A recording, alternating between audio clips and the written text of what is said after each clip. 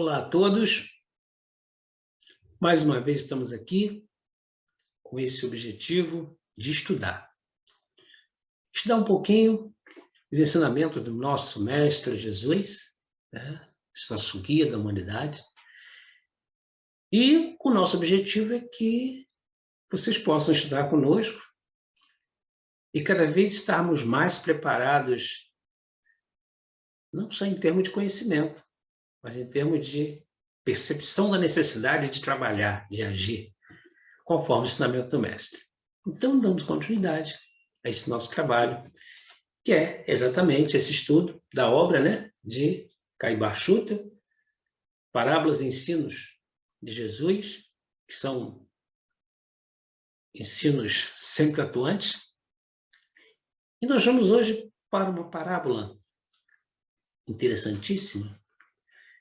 Aliás, as parábolas são sempre algo interessante, dependendo de como a gente observa, como a gente lida, como a gente olha, nosso olhar com relação a ela, né? E a parábola hoje, está aqui como Caibar coloca, parábola dos lavradores maus ou dos rendeiros infiéis. E quando nós vamos estudar, eu encontrei outros nomes, né?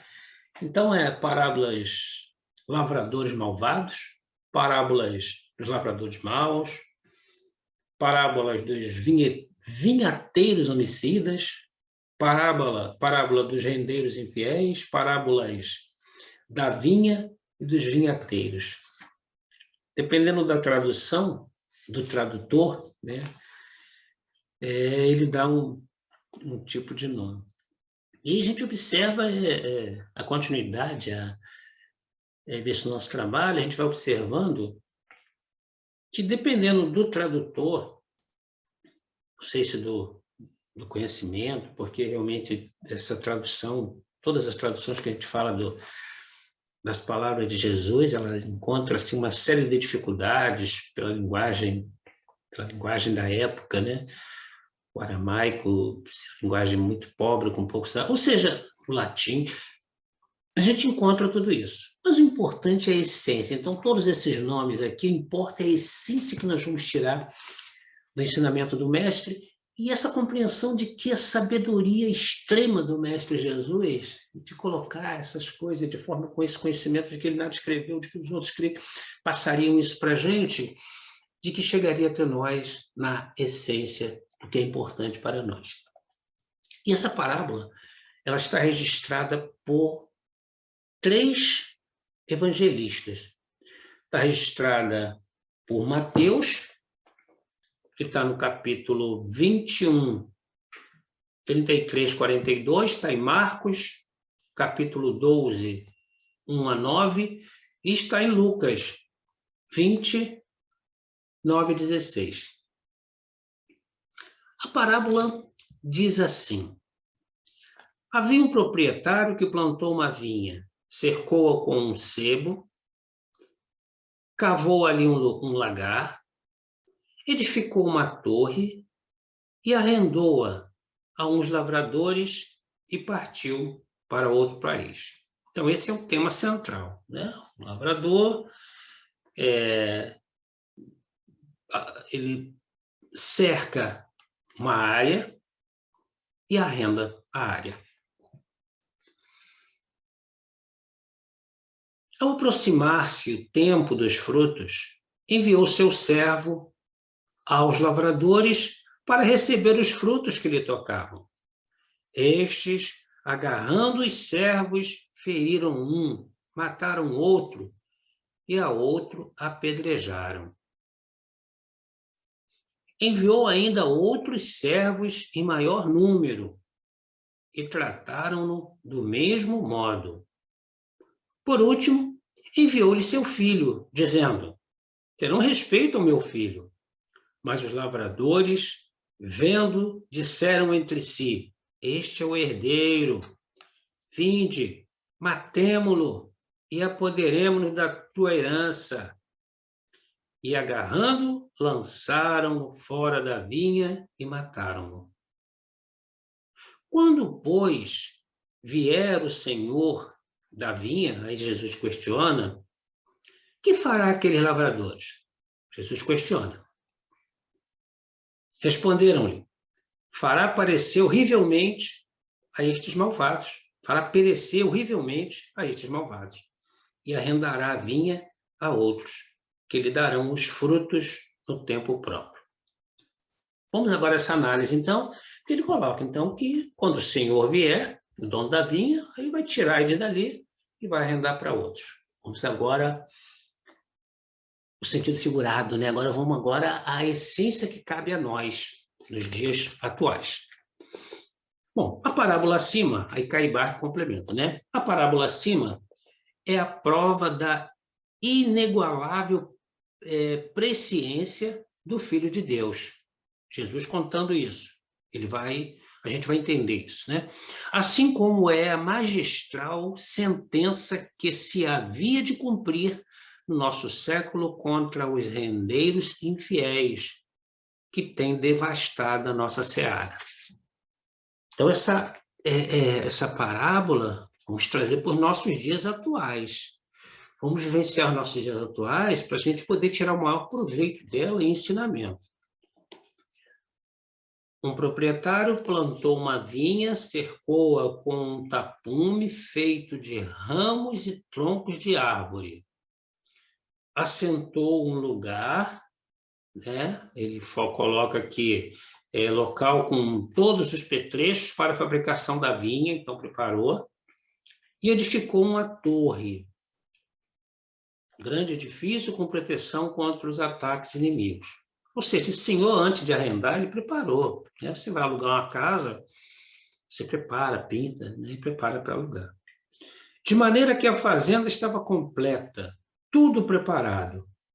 Terras de sobra, parreiras em grande quantidade, lagar, né? Um local com água, tanques, tonéis para fazer os vinhos, tudo que era preciso para a fabricação do vinho.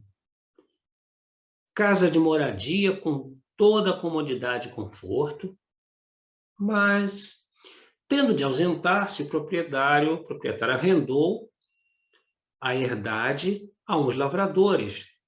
No tempo da colheita dos frutos, mandaria receber o produto do arrecadamento, ou seja, os frutos que ele tocava.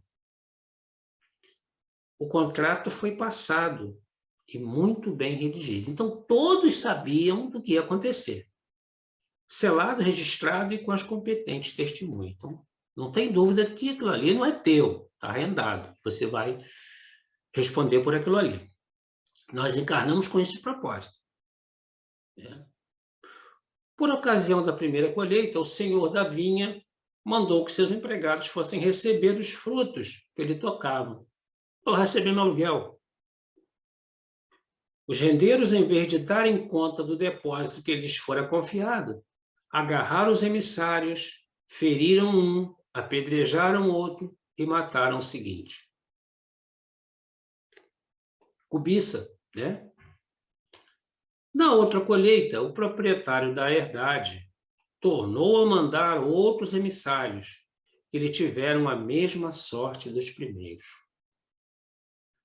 Vendo o dono da herdade o que acontecera com seus emissários, julgou o mais acertado delegar poderes ao próprio filho, porque com certeza o respeitariam, e o enviou a ajustar contas com os arrendatários. Mas os lavradores, em vendo este chegar à propriedade, combinaram entre si e deliberaram matá-lo, porque diziam: este é o herdeiro, vinde, matemo-lo e apoderemo-nos da sua herança. E assim fizeram. Tiraram-no fora da vinha e o mataram. Quando chegar o senhor da vinha, o que fará aqueles lavradores? Pergunta Jesus. Quando ele propõe, então, essa parábola, ele pergunta. E a resposta vem em seguida. Fará perecer os malvados, os arrendatários dolosos, e entregará a vinha a outros que lhe darão os frutos em tempo próprio. Vamos agora trazer para a gente. Parábola é a exposição ou pintura de uma coisa em confronto com outra, em relação remota, né? Ou sentido oculto do invisível. Agora vamos, então, descobrir esse invisível. Nesta parábola dos lavradores maus, herdeiros infiéis, quis Jesus explicar a soberania da ação divina, que às vezes tarda, mas não falha. E quis ainda mostrar a seus discípulos quem são os lavradores que prejudicam a sua seara. Então, quando a gente fala que a justiça de Deus tarda, mas não falha, esse tarda, mas não falha, aí a gente tem a ver com as reencarnações, né? Porque pode não vir hoje, mas vem amanhã. E a reencarnação, ela explica exatamente esse tipo de assertiva. Então, o que nós sentimos hoje, as dores que nós sentimos hoje, que a gente não sabe de onde vim, o que é que eu fiz, o que é que eu estou passando por isso. Então, tem uma razão de ser, porque tarda, mas não vai falhar. A seara que ele coloca é a humanidade. A seara do Cristo, a seara que ele coloca é a humanidade. O proprietário, esse dono que vai por último, é Deus. A vinha que ele plantou, olha, é a religião, na visão de Caibá. Então, essa vinha, né, que está lá para se construir é a religião. O lagar são os meios de purificação espiritual que ele consegue. Os meios, né, então, para que você possa chegar àquela produção. Porque, então, esse proprietário, ele preparou tudo, deixou em condições da pessoa realmente progredir. A casa que edificou é o mundo, para você ter um conforto. Os lavradores que arrendaram a lavoura são os sacerdotes de todos os tempos. Olha a responsabilidade. Olha como Jesus coloca esses lavradores. Quem são esses sacerdotes? Esses sacerdotes somos todos nós que nos propomos a levar a palavra de Deus, a levar as mensagens do Cristo com relação ao universo, a Deus, ao amor, à justiça.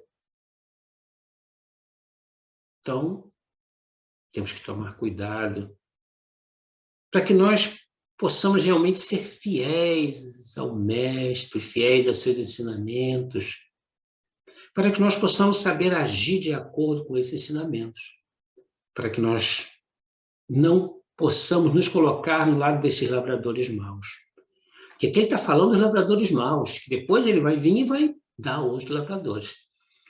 Então, quando a gente fala que nós somos esses lavradores, então nós temos que tomar cuidado para que nós não nos coloquemos no lugar desses lavradores que não souberam cuidar, mas daqueles outros que procuram realmente seguir os ensinos do Mestre. Não só seguindo falar, mas seguindo agir. Então, os lavradores que arrendaram a lavoura são os sacerdotes de todos os tempos, desde os antigos, que sacrificavam o sangue dos animais, até os nossos contemporâneos. E nós sabemos que tem muitos lavradores que pregam só com a boca, mas não pregam com o coração. Os primeiros servos que foram feridos, apedrejados e sacrificados são os profetas da antiguidade que passaram por duras provações. Ele dá exemplo de Elias, de Eliseu, Daniel, que foi posto na cova dos leões, né? E dá exemplo do próprio Moisés, que sofreu, né? Sofreu tanto com os sacerdotes do faraó e com os próprios israelitas, né? Fanatizados que estavam naquela época.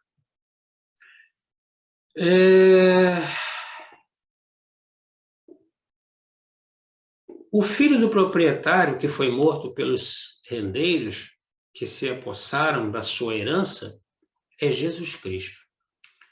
Então, ele coloca que esse filho do proprietário é Jesus Cristo, que, né, o Filho de Deus, como a gente coloca, sofreu os martírios, né, na cruz, sofreu tudo aquilo ali. E, de acordo com as previsões da parábola, os tais sacerdotes se apossaram da herança com a qual se locupletam fartamente, deixando a seara abandonada e a vinha sem frutos para o proprietário. Então, não estão realmente preocupados com esse crescimento da humanidade, não estão preocupados com a humanidade, estão preocupados consigo mesmo. Aproveitou, pegou ali aquele momento ali e não está preocupado com o crescimento, com o que Deus realmente busca para cada um de nós. Nas condições em que se acha a seara, poderá o Senhor deixar a sua vinha entregue a essa gente e esses rendeiros inescrupulosos e maus? Tem como Deus abandonar, deixar do jeito que está? Claro que não, né? Estamos certos de que se cumprirá brevemente a última previsão da parábola. Qual é essa última previsão que ele coloca? O Senhor tomará a vinha desses malvados e a arrendará a outros, que lhe darão os frutos no tempo próprio. Então, nós entendemos como nos classificamos como os trabalhadores da última hora, que nós temos uma grande responsabilidade com a vinha. Nós temos uma grande responsabilidade em trazer a verdade, em expor a verdade. É por isso que nós, do movimento espírita, que buscamos trazer a mensagem do Cristo, e por isso nos consideramos cristãos. Muitos dizem que não somos cristãos, mas nós procuramos seguir o Mestre, não seguir com palavras, mas seguir com atos. Por isso a dificuldade de muitos serem adeptos verdadeiros do Espiritismo. Porque o Espiritismo, ele cobra de você essa postura, ele cobra de você esse estudo de si mesmo, esse aprimoramento, essa reforma íntima é constantemente cobrada, para que nós possamos não ser esses maus rendeiros, para que nós possamos não colocar a nossa ambição, o nosso orgulho, a nossa vaidade na frente de tudo. Porque qual o motivo, né? Eu sempre repito isso, qual é o grande motivo de estarmos encarnados? Evolução. Evolução material? Não. Nós não somos seres materiais no sentido da matéria que nós vivemos aqui. Nós somos seres espirituais. Nós somos seres que estamos aqui para evoluir. Estamos encarnados com uma dádiva, com uma bênção de Deus para que nós possamos cumprir com os nossos desígnios, para que nós possamos resgatar os nossos débitos. É importante esse entendimento, é importante nós compreendermos que Deus não nos castiga, que Deus nos dá oportunidade. É importante nós entendermos que nós somos seres que vivemos no mundo e que nós precisamos de lutar para vencer os nossos males. E que essa é uma grande oportunidade, principalmente por estarmos num planeta onde a mudança de consciência está acontecendo agora, está se operando. Onde nós temos a convicção de que aqueles espíritos que não conseguirem alcançar isso nesse momento de transição não terão mais essa oportunidade de encarnar no planeta Terra. Porque as consciências daqueles que ficarem no planeta Terra e que vão encarnando no planeta Terra vai mudando. Uma consciência melhor, onde vai diminuir as maldades, as intrigas, onde nós vamos ter condições de, de abrigar até mais espíritos. Porque segundo Viana de Carvalho, eu estava até vendo isso aqui, quando nós tivermos um planeta mais evoluído, eu achei até muito interessante isso, ele diz que nós teremos, que o planeta tem condições de abrigar, ele fala, está nesse livro aqui, né, Atualidade, de Divaldo Franco, Atualidade do Pensamento Espírita, Fernando de Carvalho diz que a Terra tem condições para manter quase 5 vezes mais o número dos seus habitantes atuais. E que no mundo de regeneração nós teremos essa capacidade. Porque realmente o rico vai ajudar o pobre. Ou seja, tanto a gente faz viagem por esse Brasil, pelo Brasil, não conheço outros estados, outros países. Quanta área que tem, né? E aí, Fernando de Carvalho diz que de onde não tem nada, de onde do sertão, mar, a gente vai tirar recursos. Então a gente observa o que é esse momento de transição, que nós estamos tendo essa oportunidade de viver, estar presente nele. Então, vamos procurar, então, ser, não esses lavradores infiéis, mas lavradores fiéis. Vamos procurar ser esses bons lavradores e atuar junto ao Cristo. Até a próxima semana, com mais uma parábola, com mais um estudo. Que a paz de Deus reine soberana em nossos lares, em nossos corações, e que nós possamos ter, além de inteligência, para saber o que é certo e o que é errado, sabedoria para seguir aquilo que é certo. Que a paz de Deus esteja em todos os corações. Até a próxima semana.